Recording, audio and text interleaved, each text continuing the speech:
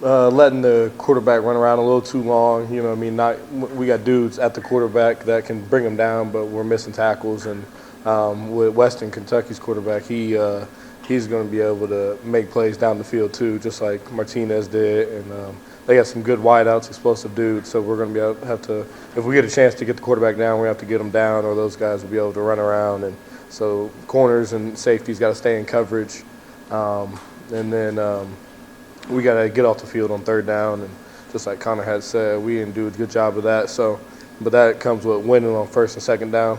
So put us in a better position on third down. He just knows the offense so well, and I think this is his fourth year in it, maybe fifth. But he's been playing in that offense. He's really poised because Barnett calls him a cool customer. He actually compared him to Aaron Rodgers today in meetings, and he just looks poised back there in the pocket. He knows what the offense needs, and he gets the ball out really quickly. Yeah, definitely a different skill set. He's not as mobile. He can move around the pocket well, though, but he's got a really quick release, kind of a different mindset for the offense. You know, they want to get the ball out quick, and then they got their downfield shots that they want. But it's going to be a great challenge. I'm pretty sure he led the country in passing last year, and he's had some good games this year against some good opponents. So it's going to be a good challenge for us. You can see it is kind of weird, but we saw it with Rutgers last year. Had brought an OC from Princeton, and they did a really good job against us last year. And they had brought a whole lot of staff from Princeton, and I think, you know, kind of with the portal stuff going on now, we'll start to see more of that. But you can see it on tape. He's got some guys that he really likes from Houston Baptist, the quarterback does, and that have played together, and they got some chemistry, kind of like a Jaden and Peyton situation from high school, you know what I mean? You see that chemistry on film, and they play really well together. And like I said, it'll be a nice challenge for us. We haven't really seen a team pass it around like these guys can do. Miami threw it a lot against us, but these guys are more 4 wideout personnel, you know what I mean, rather than a tight end.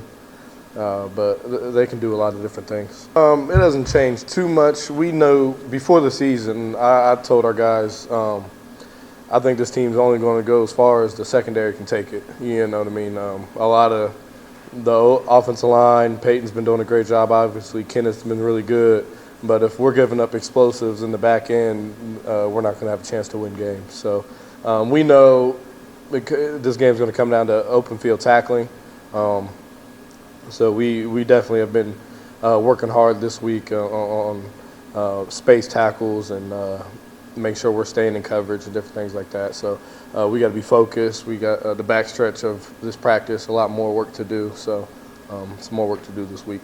They've had a lot of attention to detail. I remember we were doing team run versus the scouts. So offense is on the turf, or they was on the grass and we were on the turf. And I'm watching the defense, but I hear Luke Campbell behind me yelling, just cutting into somebody. And Luke does a great job of confronting and demanding. He's kind of definitely he's one of the older players, and sometimes he might not even be in the game, or you know what I mean. But he's making sure people are doing what they're supposed to be doing. He's kind of taking that role as somebody's got to be the bad guy in the locker room. You know what I mean? It might as well be me. That's what Luke's done, and a lot of people listen to him, and so I hear him yelling and demanding better out of dudes on the offense. So just attention to detail, players leading, and they've looked pretty sharp, but I haven't gotten to go against them too much this week. They know that they didn't do as well as they could have on Saturday, and none of us did, but they're demanding it out of each other to step it up this weekend. It's a tough situation. First and foremost, I'm just sad to see them go as friends, you know what I mean?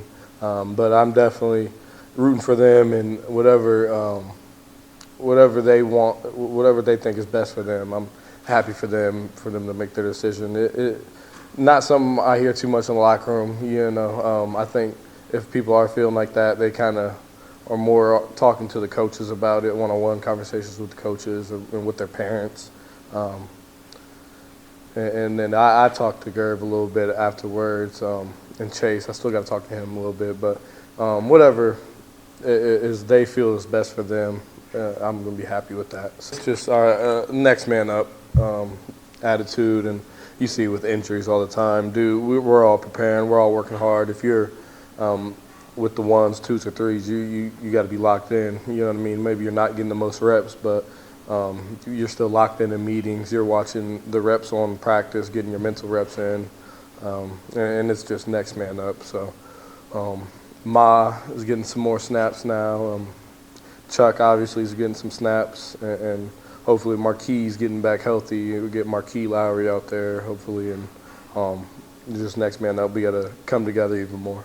Yeah, it's big time when you're punting from the 20 and then he kicks it into the end zone. I'm like, what the heck? How do you even do that? And, the ball goes over the punt, he turns his head. But it's fun. I'm happy for Bryce. He's having a great year.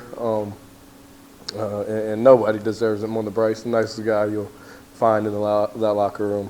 So I'm happy for him, and he's humble as can be. You know what I mean? I told him somebody might want to test this guy for some roids. He's like, that's what I said to him today. He's like, oh, stop it, X, stop it. So I'm really happy for Bryce, and he's got to keep it up for the rest of the year because we're going to need him.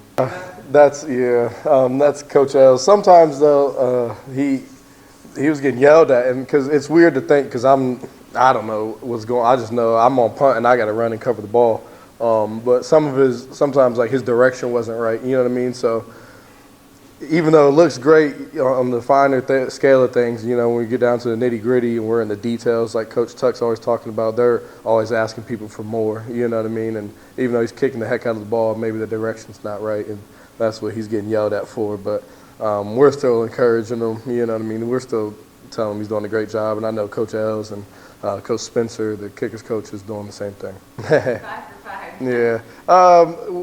No, I didn't. Whatever pops up on the screen. Monday we get the captains for the game week, and everybody gets a chance to be a leader. And if you're not doing that, that's on you. You're gonna have to step it up. Look at yourself in the mirror.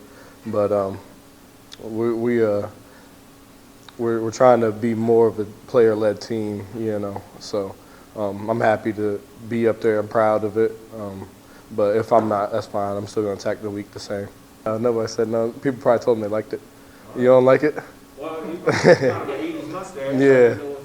It must be helping him out, I think, out in the field. The goggles, that's that signature look. I think he stole it from some of the Georgia kicker a while ago, Blankenship. Yeah, Blankenship. So that's kind of the style now for specialists.